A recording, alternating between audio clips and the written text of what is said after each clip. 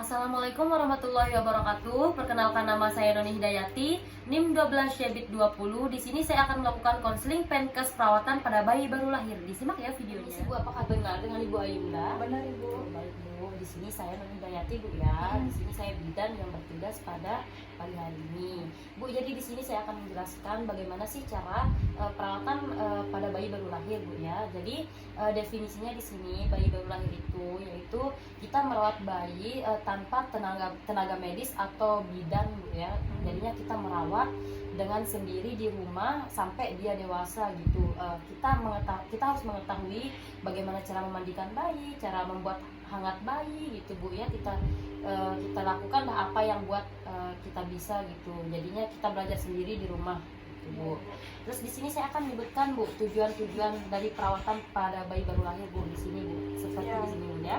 Kita mempertahankan kebersihan dan kesehatan bayi. Jadi bagaimana cara kita mempertahankan sama membersihkan itu dengan cara kita sendiri, yaitu dengan cara dari kita dulu, Bu ya. Kita bersihkan secara secara bersih, maksudnya kita tuh steril gitu dengan membersihkan, mencuci tangan gitu. Ibunya pintar ya. Iya, Ibu. Kita mencuci tangan, terus kita bersihkan perlengkapan bayi, kayak pakaiannya itu kan harus sterilkan dulu, bersihkan dulu, baru kita pakaikan ke bayinya begitu.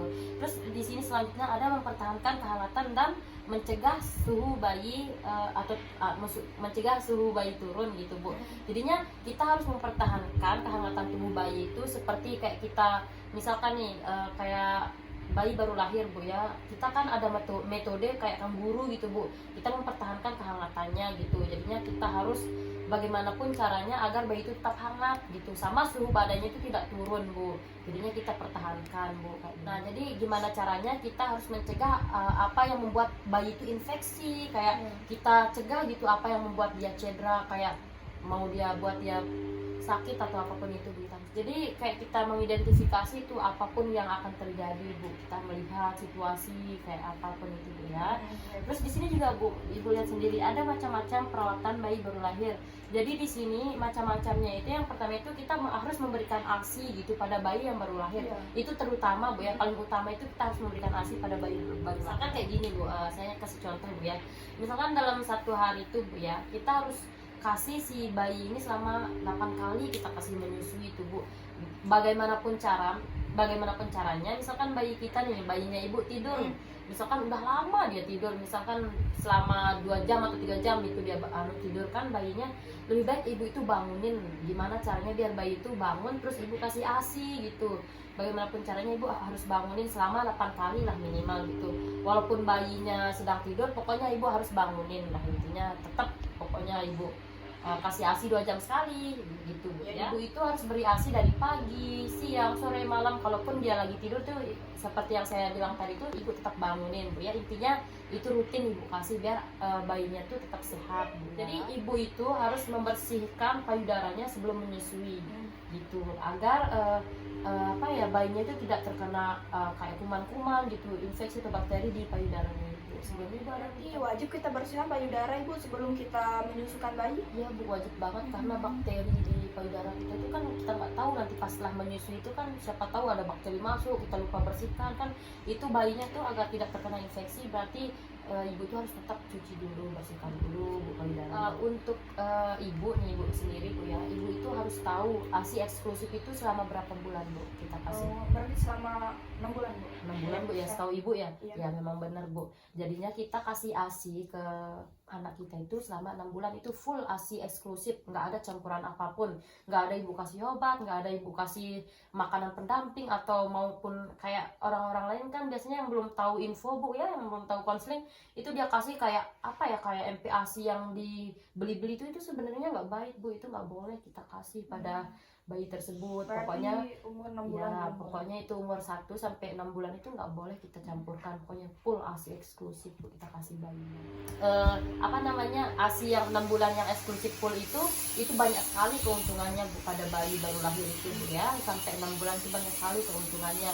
Terus di sini juga ASINya itu mudah dicerna. Nah, jadinya bayi yang apa ya, yang dikasih eksklusif itu yang 1 sampai 6 bulan itu pencernaannya itu pasti lancar. Nanti kalau ibu yang nggak tahu, misalkan yang nggak tahu konseling gitu, yang kasih bayinya misalkan ASI eksklusif sama campuran, pasti ada campuran, itu pasti pencernaannya itu nggak lancar. Karena ibu tahu sendiri kan kalau bayi itu masih kecil kan bu ya, masih kecil, terus kayak ususnya itu kecil, jadinya nggak bisa dia menampung semua makanan yang masuk bu, jadinya harus sesuai dah ASI eksklusif yang dikasih bu. Kita memandikan bayi, terus untuk airnya itu harus pakai air hangat bu ya, nggak boleh kita mandikan bayi untuk air dingin.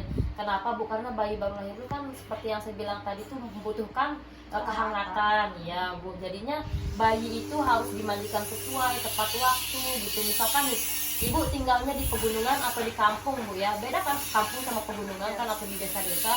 Jadi berarti ibu sekarang tinggalnya di gubuk kan, di gubuk ya, berarti ibu itu harus rutin memandikan bayi misalkan sekitar jam 7 gitu, itu waktunya bu ya, jam 7. Nah setelah ibu mandikan itu, rutin ibu mandikan bayinya kan, ibu harus jemur dia bayinya ini agar bayinya itu dapat vitamin, dapat sehat gitu.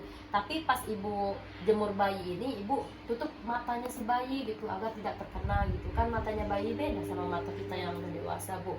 Jadinya kan ada kayak di biasa kan ibu-ibu kalau update kan di Instagram kayak lihat anak dia pakai kacamata gitu, dibelikan lah istilahnya kan, bisa lah beberapa itu harganya bu ya.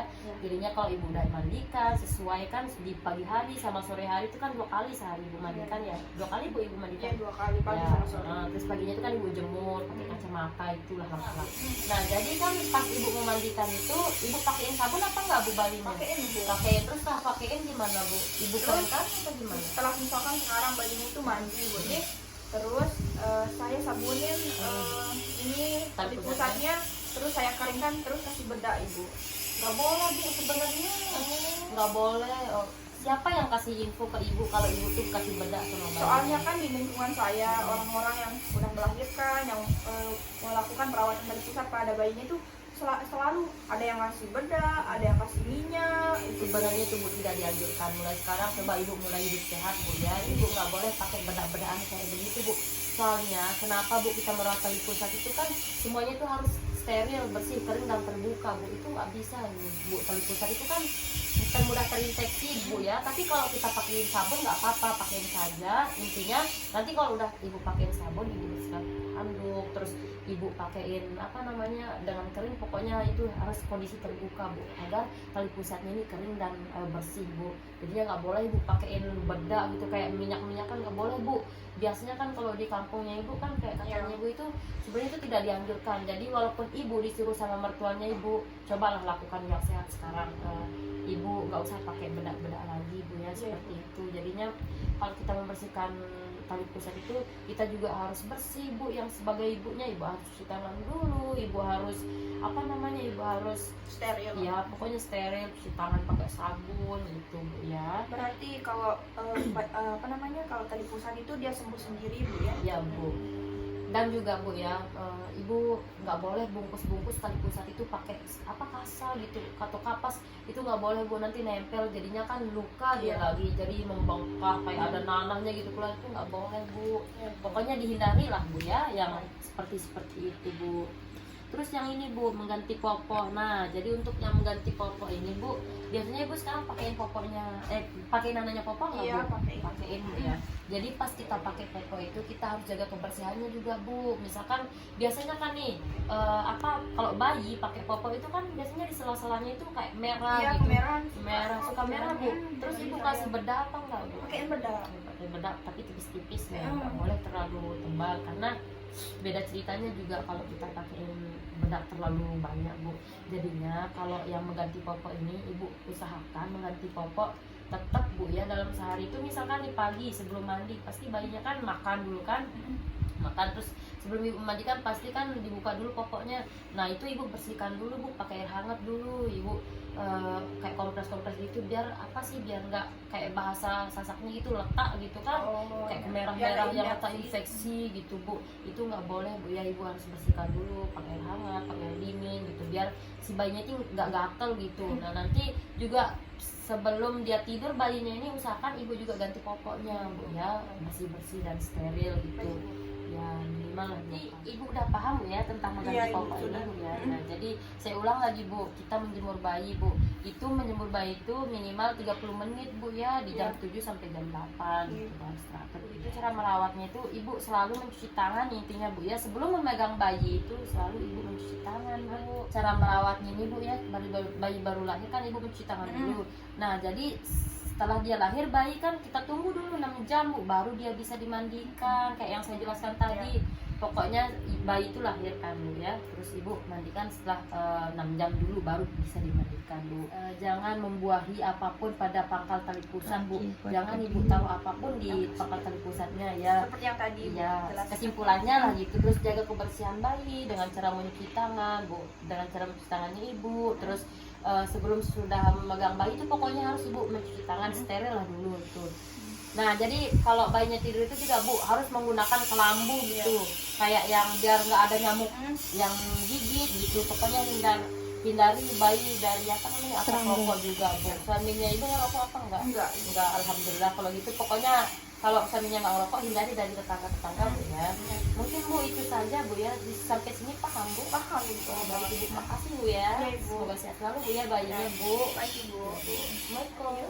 Baik, mungkin itu saja penjelasan konseling dari saya. Kurang lebihnya mohon dimaafkan. Wassalamualaikum warahmatullahi wabarakatuh. Bye bye.